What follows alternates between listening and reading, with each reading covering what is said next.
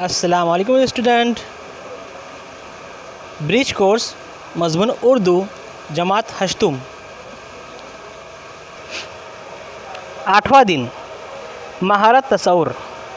हुर्फ की तब्दीली देखकर लफ्ज़ बोलना, पढ़ना और लिखना। आओ मालूम करें। उस्ताद वालिदैन दर्ज झील सरगर्मी से मुतालिक गुफ्तगू करें। अगर लफ्ज़ में मौजूद हुर्फ की तरतीब बदलने पर कोई दूसरा बामाने लफ्ज़ बन सकता है तो पता करें। जैसे सौदा। अब हम देखेंगे यहाँ पे सौदा के अंदर कितने हुर्फ हैं। सीन, वाव, दाल, अलिफ, ये 4 हुर्फ हैं। इस 4 हुर्फ का इस्तेमाल करके ही सिर्फ उसकी तरतीब जो है बदलना है। जैसा कि अलिफ जो है आखिरी में आया था, लेकिन यहाँ हम उसको पहला लिए। अलिफ, सीन, वाव और दाल, तो ये क्या होगा, ये अस्वद। सौदा का ही अस्वद हो गया। आओ अहलियत पैदा करें। लफ्ज़ में मौजूद हुर्फ की तरतीब बदलने पर एक नया बामाने लफ्ज़ बनता है। खुद करके देखें।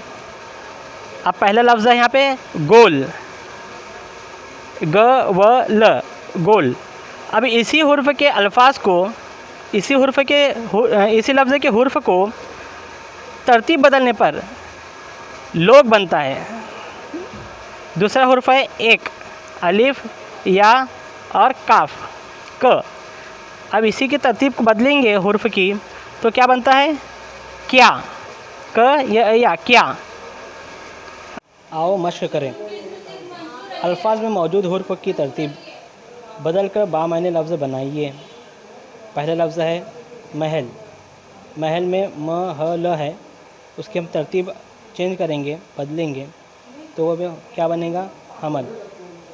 दूसरा है बात, उसका बन गया बता। रात, तार।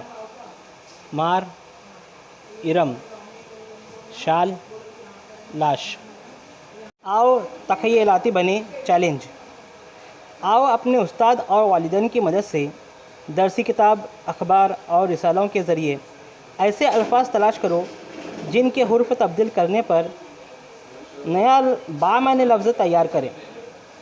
अब देखें, यहाँ पे मैंने कुछ अल्फाज लिखा हूँ मैं, जिसके हुर्फ को तब्दील करने से दूसरे नए बामाने लफ्ज़ तैयार होते हैं।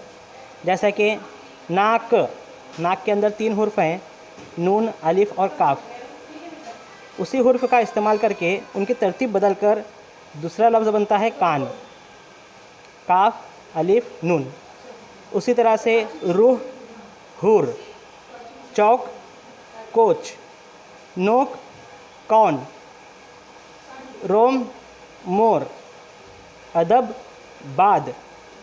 और रवा। नाम, अमन। नदी, दीन। हशर, शरह। रहम, हरम। दरख्त, दुख्तर। इस तरह से और भी अपने मन से, अपनी किताब में से दूसरे अल्फाज ढूंढकर हम ये अल्फाज को लिख सकते हैं। उम्मीद है आज के ये दिन की जो एक्टिविटी थी वो आपको समझ में आई होगी।